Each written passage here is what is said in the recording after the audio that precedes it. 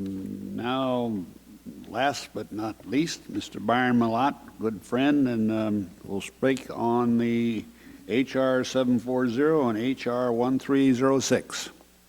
Thank you, Mr. Chairman and Ranking Member Hanabusa. I would just mention very quickly that I've known Congressman Young for nigh on 50 years now, and he still butchers my name. I'd also like... Good thing you're not named Lobiando. It took me 10 years to pronounce that name. I'd also like to mention, members of the committee, if I could, that I'm very proud to have Jaylene Kukesh Arujo sitting next to me. If I were to introduce her myself, I would call her Jaylene Kukesh, which was her maiden name. I had the honor of speaking at her high school graduation in the small village school of Angoon. And it makes me so incredibly proud to have her sit next to me as a general counsel during this hearing. And she will be available to answer any questions that I'm unable to, which will likely be most. Very quickly, Mr. Chair, in terms of time,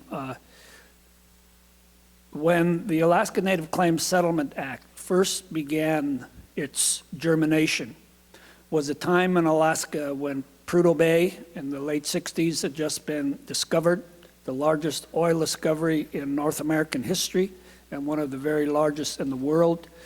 The need was to build a pipeline from the North Slope to Tidewater in order to move that oil. It was a time during which Alaska had been a state for less than a decade and was very quickly acting to select 103 million acres that it had the right to select from public lands in Alaska under the Alaska Statehood Act. It was a time in the Tongass Forest when there were two very large public pulp mill contracts, two very large pulp mills just having been built, one in Ketchikan and one in Sitka, harvesting hundreds of millions of board feet of timber and generating an economy in an area of our state where previously there had been none. The military had been gone for less than a decade, was just beginning to rebuild after the Second World War. It was in this maelstrom that the Alaska Native Claims Settlement Act emerged. And in many ways, the Alaska Natives collectively were not anywhere near in charge of the events that were to shape their lives, as some have characterized before this committee in the various hearings on this legislation, which, by the way, Mr. Chair, I think, as you've already mentioned, has been before this committee for some 6 years, and not withstanding your incredible efforts to try to get this bill passed by the full Congress. H.R. 740 will allow Sealaska to select lands outside of the original withdrawals established under ANCSA in Southeast, which were very limited withdrawal areas, the consequence of the very large pulp mill contracts that I've already mentioned. We will, if allowed to select lands as identified in H.R. 740 out of our original withdrawal areas, be impacting far less old growth acreage than we would otherwise be if we stayed within our withdrawal areas. It would give Sealaska greater flexibility to work with the National Forest Service in bringing about a transition to second growth timber, which will be the long-term enterprise on forest lands in the Tongass National Forest. It will allow us some flexibility in selecting sacred sites, which are so important to us as Alaska's Native peoples and the first inhabitants of the Tongass National Forest, which we believe passionately are our, and know to be our homelands. HR 740 will allow us to, in a very modest way, begin identifying new uses for very small parcels of land within the Tongass. It will allow the Native Corporation, the Native peoples of Southeast, where many of our shareholders still live and where our original villages still have our people unbroken since as far back in time as we know, and who still live in those villages, the opportunity to create on our lands and in cooperation with the U.S. Forest Service, the state of Alaska, and others, a lifestyle, a society, an economic opportunity that we obviously and all of these institutions believe are so important to the future of the Tongass National Forest. Because we've had at least 6 years of congressional activity on this bill, we have a companion bill which would allow very modest selections of economically harvestable timber closely adjacent to current Sealaska lands, although out of the withdrawal areas, and able to be accessed on a transition basis in the event that the Congress once again is unable to act on the overall settlement. The bill, directly responding to a general question earlier by Congressman Hanabusa, is different than it was at the hearing several years ago. I don't think there has been a week or at least a month gone by where there haven't been very meaningful meetings in Washington, D.C., in Alaska, having to do with being responsive to the concerns, with the suggestions, with the desires of communities, agencies, institutions, local governments, in order to try to make this bill more responsive and ultimately a bill that as many folks as possible within our region and elsewhere can support. We believe that we are very, very close.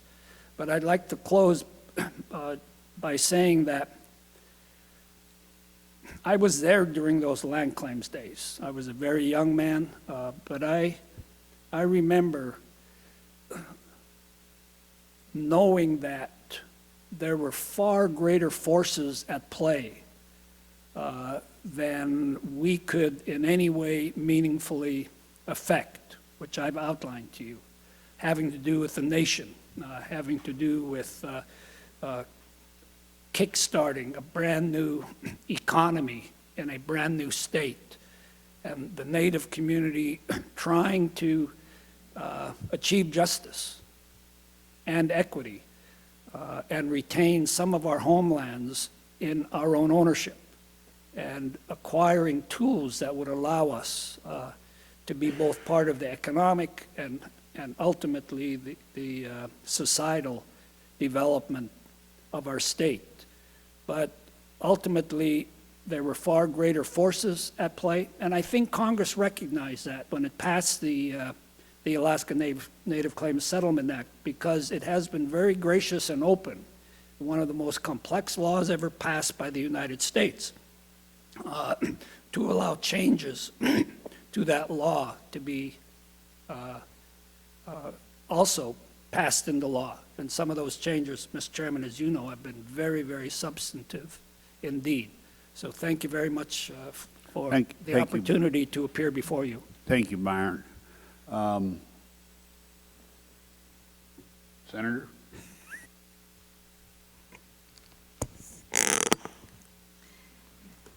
So Byron, what is the correct pronunciation that he keeps butchering?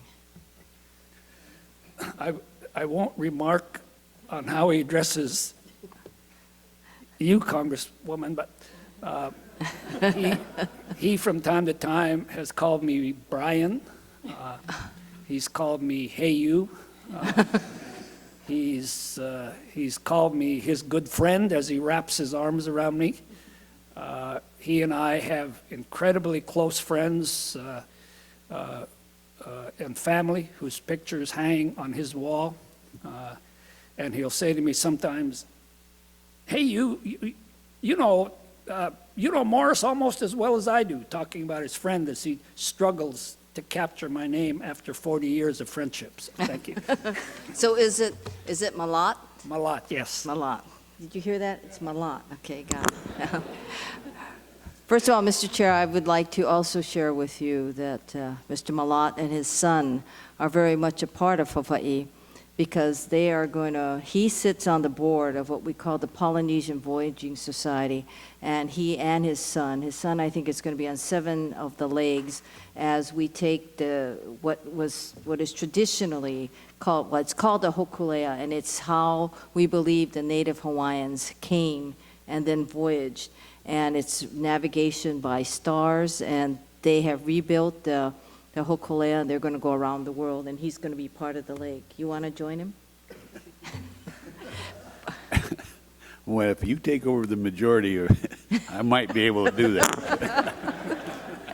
Anyway, thank you. Thank you very much for being so much a part of our culture as well. And it always shows the closeness of Alaska and Hawaii, and we're of course trying our best. That's why I have to keep him straight on everything. Having said that, we have heard much about, and I believe it was in Mr. Pena's testimony in the other panel, about the fact that they're very close, or that negotiations have gone on, like the way you said. And in his particular case, I think he referenced S-340, which is the Senate version of this bill. So when you said we've worked on it, and I know you have, are there any provisions in the Senate bill that you feel should be incorporated in this bill? Because it explains or it shows the amount of negotiations that have gone on?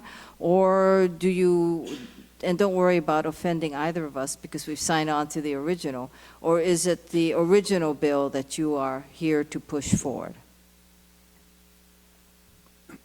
Because the House of Representatives acted so forthrightly and so quickly and has, by the full House, passed this bill into what would be law if accepted by the other body.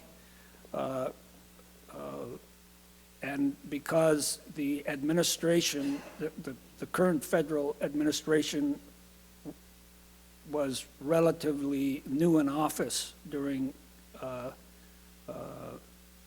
key recent moments of negotiations, most of the negotiations have concentrated on the Senate bill.